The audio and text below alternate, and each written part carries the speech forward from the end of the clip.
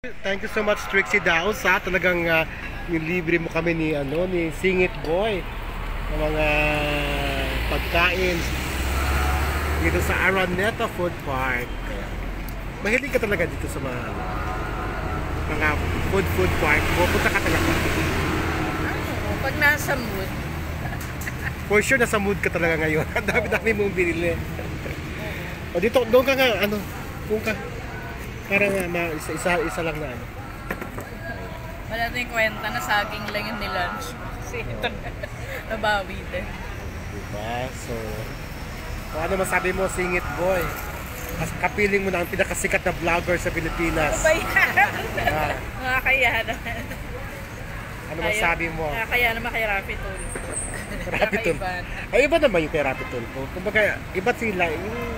Kumbaga sa hanay natin, siyempre, let's face it, isa ka naman talaga sa parang nangunguna talaga in terms of views, di ba? And in terms of following, di ba? Sige, kain lang. Oh, ikaw. Kumain ka na. Ito oh. Tanggalin mo yung sauce dito daw.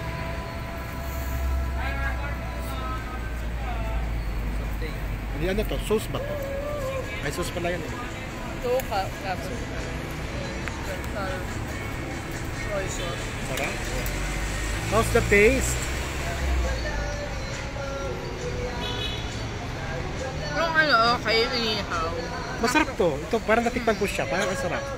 Actually, nasa dulong tindahan yung... Basta yung dulo, makikita nyo dun sa dulo. Ano meron? Na Iwasan bandang ko? left side. Hindi, yun yung okay. Tapos Okay. ito actually. Talaga tinuturo. Ito. Hindi mo kasi Ano yung nabigyan. sisig? Tignan nyo naman, i-close up mo. Oh. Guys, parang nilunod sa mayonnaise. Parang siyang mayonnaise lang nilagyan ng sisig. Tapos yung taste, yun nga, parang masyado siyang low grade. Saan ka naman kumuha dito? Parang ang alat-alat ng sabaw. Ewan ko. Yung sa dulo, alam mo naman, syempre yung mga standard talaga ng mga sabaw dito. Naalat. Hindi ka naman mag-expect ng restaurant quality. Kung tapaking nga pangit yung sabaw, ay pinangalala ko. Diba? Yung mga ganito pa. Syempre hindi ka naman mag-expect masyado. So anong lasa? Salamat ka kay Ma'am Trixie, oh. Thank you po, ma'am.